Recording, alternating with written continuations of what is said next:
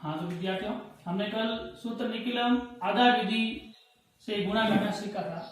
आज सूत्र निकिलम ही है और विधि कौन सी है? उप आधार विधि। जब संख्याएं आधार के आसपास होती है, 10, 100, 1000 इनके नजदीक होती है, 10, 15 कम 10, 15 ऊपर, तो आधार विधि। लेकिन कुछ ऐसी संख्या होती है जिनका हमको गुणा करना होता है जो ना तो 10 के पास है ना ही 100 के पास है। जैसे हमें गुणा करना है 207 को करना है, 212 से करना है, 26 का करना है, 32 से। अब यहाँ 10 बहुत दूर है इससे और इससे 100 दूर है, तो यहाँ पे क्या करेंगे हम? इसके नजदीक शून्य वाली संख्या कौन सी हो रही है? 207 है तो 200 हो रहा है, 26 है तो 20 हो रहा है, या 32 है तो 30 हो रहा है। तो 20, 30, 40, 10 के जो गुणांक है या 100 के गुणांक है, 200, 300, 400, ये उप आधार कहलाते हैं। आधार को जब एक अंक से गुणा करते हैं तो वो उप आधार हो जाता है। जैसे 100 को 2 से गुणा किया, 200, 200 उप आधार हुआ और 2 क्या हुआ? उप आधार अंक। तो यहाँ उप आधार विधि से हम गुणा करेंगे, जिसका सूत्र है उप आधार अंक। उप आधार अंक कौन सा? आधार को गुणा कर, जैसे मान लो 10 है, 10 को हमने 2 से गुणा किया तो 20 हुआ, 2 क्या हुआ? उप आधार अंक। यानी जीरो वाली संख्या में जीरो को छोड़कर जो दूसरा अंक आ रहा है, 20 है तो 2 आएगा, 30 है तो 3 आएगा, 300 है तो 3 आएगा, 400 है तो 4 आएगा, 600 है तो 6 आएगा। तो उप आधार अंक कहलाता है। उप आधार अंक संख्या प्लस अन्य विचलन। निकिलम सूत्र में, आधार विधि में ये सूत्र था संख्या प्लस अन्य विचलन और विचलनों का गुणा। इसमें नया क्या है? उप आधार अंक। बस, बाकी सेम फॉर्मूला है। ऐसे एक उदाहरण लेते हैं, जैसे 21 इंटू 23 करना है, ये 10 के नजदीक नहीं है, ये जीरो वाली कौन सी संख्या के नजदीक है? 20 के नजदीक है। 21, 20 धन 1, 23, 20 धन 3, 21 हो रहा है। यहां पर उप आधार देंगे 20। आधार को 2 से गुणा करने पर, 10 को 2 से गुणा करने पर 20 आ रहा है, तो 2 क्या हुआ? उप आधार अंक हुआ, 2 हुआ उप आधार अंक। अब इसमें अलग क्या है? जो विचलन ज्ञात करेंगे ना, वो उप आधार से करेंगे। जैसे 21 है, 21 में से 20 घटाया प्लस 1, 23, 23 में से 20 घटाया 3। विचलन ज्ञात करने का सूत्र क्या होगा? संख्या माइनस उप आधार। विचलन बराबर संख्या माइनस उप आधार। यहां संख्या है 21, 21 में से 20 घटाया तो 1 आया, वो विचलन है। 23 में से 20 घटाया तो 3, ये विचलन है। अब सूत्र है उप आधार अंक। उप आधार अंक कौन सा हुआ? 2 हुआ, यहां पर लिखेंगे 2। संख्या कौन सी हुई? 21, अन्य विचलन 3, 21 प्लस 3। दाएं खंड में विचलनों का गुणा, 1 गुणा 3, 2 गुणा 21 और 3 24, 3 1 3। 24 को 2 से गुणा करो 48। चूंकि आधार 1 जीरो वाला है तो यहाँ पर 1 अंक ही रहने देंगे, 3 का 3 लिख दो। अतः 21 इंटू 23 का गुणनफल होगा, वो होगा 483। आइए एक उदाहरण ऐसा और लेते हैं। जैसे मान लो मैंने लिया 43 इंटू 44। इसमें उप आधार क्या होगा? 4 गुणा 10 बराबर 40। 10 को 4 से गुणा करने पर 40 आ रहा है और ये 40 के पास की संख्या है, तो लिखेंगे संख्या विचलन संख्या 43 और 44। विचलन ज्ञात करने के लिए 43 में 40 घटाओ 3, 44 में से 40 घटाओ 4। उप आधार अंक कौन सा हुआ? 4 हुआ। संख्या देखो 43 में 4 जोड़ सकते हैं और 44 में 3 जोड़ सकते हैं। एक संख्या लेनी है और दूसरा विचलन लेना है। कुछ एग्जाम्पल ऐसे भी मिलेंगे आपको, जैसे 44 में 3 जोड़ दिया तो एक ही बात है, 44 और 3 कितना है 47। यहां मैं 44 में 3 जोड़ देता हूं, 44 प्लस 3, विचलनों का गुणा, 3 को 4 से गुणा कर दो, 4 गुणा 44 और 3 47, 4 को 3 से करो 12, 47 को 4 से गुणा करो, 7 चौके 28, 2 16 और 2 18, इधर 12। अब आधार कितना है 10, 10 में 0 1 0, यहाँ पे एक अंक रहेगा, जबकि 12 आ रहा है, 2 अंक आ रहे हैं, एक अंक आगे जोड़ दो, ये एक इधर जोड़ देगी, 8 और 1 9 और 2 का 2, 1892, ये होगा 43 का गुणा। धीरे धीरे आप प्रैक्टिस करेंगे तो ये साधारण गुणा की अपेक्षा सरल होगा। सीधा आपने एक लाइन में उत्तर देना है, 44 और 3 47, 47 को 4 से गुणा, 728, 216, 188 और इधर 12 आ रहा है, एक इधर जोड़, मौखिक गणना हो सकती है बार बार अभ्यास करने पर। ऐसे उदाहरण और लेते हैं, एक बार इसको ध्यान से देख लीजिए, नोट कर सकते हैं।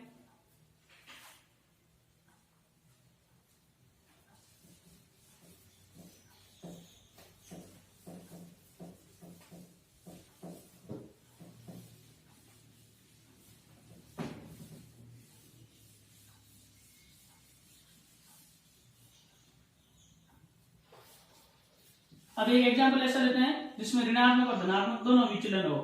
जैसे 28 को 31 से गुणा करना है, यहाँ उपाधार क्या होगा, उपाधार होगा 28, 28 किसके नजदीक है, 28 के ठीक बाद शून्य वाली संख्या कौन सी आ रही है, और 31 से ठीक पहले शून्य वाली संख्या, इन दोनों के बीच में क्या आ रहा है 30 आ रहा है, 30 उपाधार होगा। उपाधार वो होगा जिसमें इकाई का अंक क्या होगा शून्य होगा। उपाधार है 3 गुणा 10 बराबर 30, संख्या और इधर विचलन, संख्या है 28 और 31। विचलन ज्ञात करने का सूत्र क्या है, संख्या माइनस उपाधार, संख्या माइनस उपाधार। तो 28 में से 30 घटाओ, कितना आया माइनस का 2, तो यहां विचलन होगा -2 और 31 माइनस 30। दूसरा विचलन आएगा +1, एक विचलन ऋणात्मक आ रहा है और दूसरा धनात्मक आ रहा है। अब गुणा का सूत्र क्या है, उपाधार अंक संख्या प्लस अन्य विचलन और विचलनों का गुणा। पहले देखेंगे उपाधार अंक। उपाधार अंक कौन सा हुआ, जिसको आधार से हमने गुणा किया 3, संख्या, संख्या प्लस अन्य विचलन, 28 में 1 जोड़ो या 31 में 2 घटाओ, एक की संख्या आएगी 28 धन 1। विचलनों का गुणा -2 गुणा 1, 3 गुणा 28 और 1 29, 2 1 2, 29 को 3 से करो, 29 दिया 87। हाँ याद करते नहीं हो, शुरुआत में लिखा ना, पहाड़ी कॉपी में लिख लो और अच्छे से याद करो, 40 तक बहुत काम आते हैं कैलकुलेशन करने में। अब देखो यहाँ -2 आ गया, अब माइनस का ट्रीटमेंट कैसे करेंगे, इधर से एक अंक भेजना है, अब इधर से एक अंक भेजेंगे तो यहां हो जाएगा 88 या 86, 86 होगा, 88 नहीं होगा, एक कम कर रहे हैं ना 86, एक उधर भेज दो, किसके बराबर होगा, आधार कितना है 10, तो 10 के बराबर होगा, 10 माइनस 2 86 और 10 में से 2 घटाओ, हाँ 868। ये हुआ 28 × 31 का गुणनफल। एक ऋणात्मक संख्या और लेते हैं, जैसे हुआ 47 इंटू 54। अब थोड़ा स्पीड से करते हैं। संख्या विचलन, उपाधार कौन सा हुआ आपको पता चल गया, डायरेक्ट 50, 47 और 54। 50 से कितना कम है 3, तो यहाँ -3। 50 से कितना अधिक है 4, तो यहाँ +4। फिर संख्या प्रसंग विचलन 47 + 4। और उपाधार अंक कितना हुआ 5, 5 से गुणा करना बाद। विचलनों का गुणनफल 5 गुणा 47 और 4 51, 4 तेरी 12। 51 को 5 से गुणा कर दो, 5 25 255, यहाँ -12। अब देखिए यहाँ 255 और यहाँ -12 है। यहां से मान लो 1 ले जाएंगे तो यहाँ 254 रहेगा और यहाँ कितना हो जाएगा 10। ये बहुत इंपॉर्टेंट बात है, ध्यान रखना। यहाँ -12 है और यहां से हम 1 ले जाते हैं, मैंने पहले भी बताया कि आधार के बराबर होगा। यहाँ आधार है 5 × 10, 10 आधार है। 1 इधर भेजेंगे 10 होगा। अब 10 में 12 नहीं करता है, फिर माइनस का ही रहेगा, तो फिर क्या करेंगे, कितने भेजेंगे इधर 2 भेज दो। 2 भेज से कितना हो जाएगा 20, 2 कम कर दो। 255 में से 2 घटाओ 253 और इधर 2 भेज दो 20, 20 - 12, 253, 20 में से 12 घटाओ 8। ये इसका आंसर 47 × 54 का।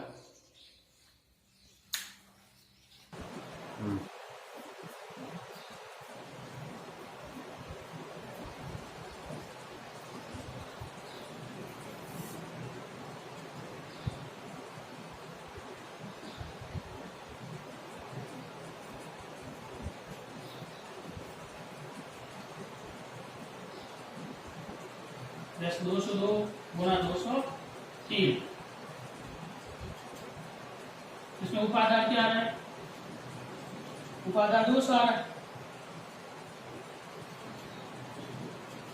उपाधार 2 गुणा 100 बराबर 200। संख्या और विचलन 202 और 203। 202 में 200 घटाओ +02। 203 में से 200 घटाओ +03। सूत्र था अपना उपाधार अंक हुआ 2, संख्या हुई 202 प्लस अन्य विचलन 3, विचलनों का गुणा 2 गुणा 3। 202 में 3 जोड़ो 205, 3 दूनी 6। 205 को 2 से गुणा करो 410। संख्या प्लस अन्य विचलन 202 + 3। उपादान कौन सा हुआ 2, 2 × 200 5, 410 और 6। यहाँ आधार 100 है तो 0 कितने हैं 2, 6 अकेले ही आ रहा है, तो यहाँ पे क्या करेंगे 0 लगा देंगे 0 6 41 0 0 6। ये हुआ गुणनफल 202 × 203 का। ऐसी संख्या एक और लेते हैं ऋणात्मक 298 गुणा 302। संख्या और विचलन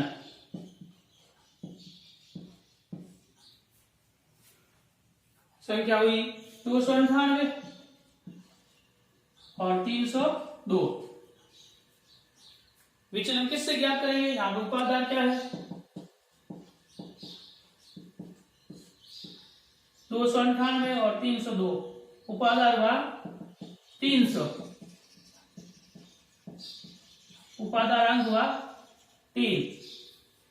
298 में से 300 घटाओ, माइनस के 2, 302 में से 300 घटाओ, प्लस के 02। अब संख्या प्लस अन्य विचलन, उपादान हुआ 3, संख्या हुई 298 प्लस 2, विचलनों का गुणनफल -2 इंटू 2, 3 गुणा 300 और माइनस के 4, 3 को 3 गुणा करो 900, इधर माइनस के 4। अब चूंकि आधार कितना है 100, 2 जीरो है, तो यहाँ कितने अंक आना चाहिए, 2 अंक आना चाहिए। अब -2 इंटू -2, माइनस क्या आया 298 संख्या प्लस अन्य विचलन 2, 300, उपादान 3 से गुणा किया 900 और माइनस के 4। अब इधर एक ही अंक आ रहा है, वो भी ऋणात्मक, जबकि आधार 100 है, 2 अंक आना चाहिए। पहले धनात्मक अंकों में बदलते हैं, 900 है, एक कम करेंगे 899, एक इधर भेज दो। अब एक कितना बनेगा यहाँ आकर, जैसे यहाँ पर एक हम लाए थे पिछले क्वेश्चन में, तो 10 हुआ, यहाँ आधार है 100, तो 100 हो जाएगा, एक 100 माइनस 4, 899 और 100 में से 4 घटाओ 96, 96 मतलब 2 अंक आ रहे हैं, तो ना तो जोड़ना है ना इधर लेना है, 899 9 6, ये इसका फाइनल उत्तर होगा।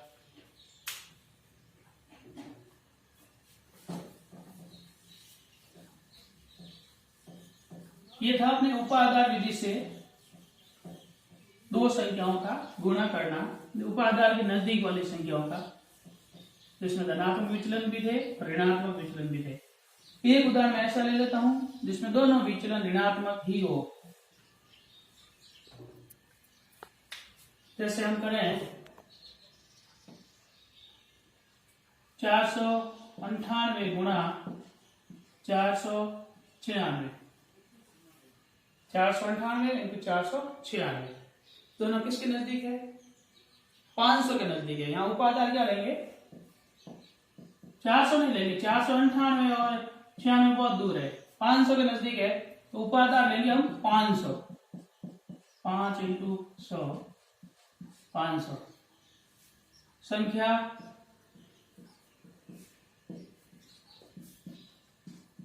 विचलन, संख्या हुई 498 496, संख्या माइनस उपादान 498 माइनस 500, माइनस का 2 0 2 लिख दो, अंदर माइनस का 4। सूत्र है उपादान कौन हुआ, 5 हुआ। संख्या हुई 498 माइनस विचलन, या प्लस विचलन होता है लेकिन माइनस है, माइनस कर देंगे,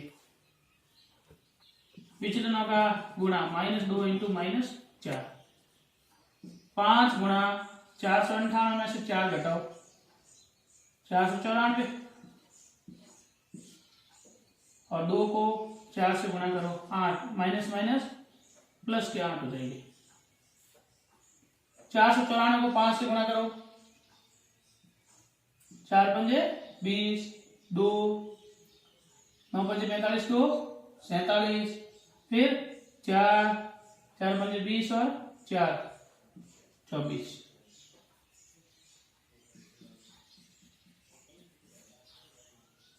इधर 8। अब आधार 100 है, कितने अंक होना चाहिए, 2 अंक होना चाहिए, 1 0 लगा दो, 24 70 0 8, ये हुआ इसका आंसर। उपाधार में जब दोनों विचलन ऋणात्मक हो, उपाधार विधि जब 3 संख्या हो, 3 का गुणा करना हो, तो सूत्र होता है उपाधार अंक स्क्वायर संख्या प्लस अन्य 2 विचलन उपादान अंक विचलनों के गुणनफलों का योग। 3 विचलन है, उनको आपस में गुणा करके फिर जोड़ देता है, और विचलनों का गुणा, तीनों का यहाँ पे गुणा कर देते हैं। 3 खंड में पूरा होगा ये गुणनफल। विचलनों का गुणा आएगा इधर, यहाँ आएगा विचलनों के गुणनफल का योग, उसको किससे मल्टीप्लाई करेंगे? उपादान अंक से, और संख्या प्लस अन्य 2 विचलन जोड़ेंगे और उसको उपादान अंक के स्क्वायर से गुणा करेंगे। जब इस प्रकार 3 संख्याओं का गुणा करना हो, यहाँ पर उपादान 20, उपादान अंक 2, संख्या 22, 23 और 24 का करते हैं। विचलन हुआ +2 +3 +4। सबसे पहले लेते हैं उपादान अंक का स्क्वायर, यानी 2 का स्क्वायर। संख्या प्लस अन्य 2 विचलन 22 + 3 + 4। उपादान अंक हुआ 2, ब्रैकेट में इनका परस्पर गुणा और फिर योग। 2 को 3 से गुणा करना है, प्लस 3 को 4 से गुणा करना है, प्लस 2 को 4 से गुणा करना है। विचलनों का गुणा 2 गुणा 3 गुणा 4। उपादान का स्क्वायर 2 का स्क्वायर 4, इनको जोड़ दीजिए। 4 3 7 किस में जोड़ना है? 22 में। 29, 3 दूनी 6, 3 चौके 12, 4 दूनी 8, 2 3 6, 6 चौक 24। 29 को 4 से गुणा करो, 29 का 12 हो गया याद। 29 होगा 116, 2 गुणा 26 और 24, 12 20 और 6 26। 26 को 2 से गुणा, यहाँ उपादान अंक के स्क्वायर से गुणा करना है, इसलिए हमने 29 को 4 से गुणा किया। और यहाँ इन सबको जो गुणनफलों का योग, गुणनफलों के योग को किससे गुणा करना है? उपादान अंक से। गुणनफलों का योग किया 6 12 और 8 26, 26 को किससे गुणा किया? 2 से। और यहाँ विचलनों का गुणा 2 दिए 6, 6 को 4 से किया 24, ये लिख दिया हमने 24। 116, 52 और 24। चूंकि आधार 10, तो प्रत्येक खंड में एक एक अंक रहेगा, अंतिम खंड में सब अंक। तो यहाँ एक एक लिख रहे हैं 4। 2 का क्या करेंगे? 2 आगे जोड़ दो, यहाँ पर हो गए 2 और 2 4, फिर 5 जोड़ दो इधर, 116 और 5 121, 12,144। किसका गुणा हुआ? 22 × 23 × 24। अब इसी प्रकार आधार 100 से उपादान जो बनता है उसके आसपास में क्या लेते हैं? जैसे 201 × 202 × 203। यहां हुआ आपने उपादान 200। उपादान कितना हुआ? 2 × 100 = 200। संख्या और विचलन, संख्या हुई 201 202 203। विचलन हुआ +1 +2 +3। आगे 0 लिख देना चाहिए ताकि ध्यान रहे कि 2 अंक आएंगे प्रत्येक कॉलम में। उपादान अंक का स्क्वायर 2 का स्क्वायर। संख्या प्लस अन्य विचलन, संख्या हुई 201, 201 अन्य विचलन जोड़ो 2 और 3, 201 + 2 + 3। देखो हम ऐसे काफी उदाहरण कर चुके हैं दूसरे सूत्रों में, आधार विधि में। यहाँ केवल फर्क क्या है? उपादान अंक का स्क्वायर आ रहा है, इसलिए उपादान अंक स्क्वायर ध्यान रखना है और बाकी पहले के जैसे चलना है। इसलिए थोड़ा हम तेज करते हैं, स्पीड से करते हैं। फिर उपादान अंक कौन सा हुआ? 2 हुआ। विचलनों का गुणनफल 1 × 2 + 2 × 3 + 1 × 3। इधर क्या करेंगे, विचलनों का गुणा, 1 इंटू 2 इंटू 3, 1 गुणा 2 गुणा 3, तो का स्क्वायर हुआ 4, इनको जोड़ दीजिए 206, 3 2 5 और 1 6, 2 एकम 2, 2 तिया 6, 3 एकम 3, 2 एकम 2 और 2 तिया 6, 206 को 4 से गुणा करो, 206 को 4 से गुणा करो, अरे 6 चौक 24, 4 दूनी 8, 6 चौक 24 और 4 दूनी 8, 2 को इससे गुणा करेंगे,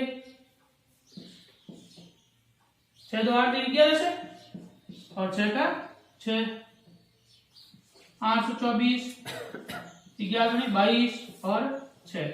अब यहाँ एक ही अंक है, तो कितने अंक होने चाहिए, 2 अंक, क्योंकि यहाँ आधार में 0 2 है, तो एक अंक के लिए 0 लगा दो। 824 22 0 6, ये होगा उपाधार विधि और 100 के आसपास उपाधार वाली संख्या है। 100 से गुणा करने पर जो उपाधार बन रहा है वो संख्या 200 300 400 500, उसके आसपास की जो संख्या होती है उसको इस तरीके से हल करते हैं।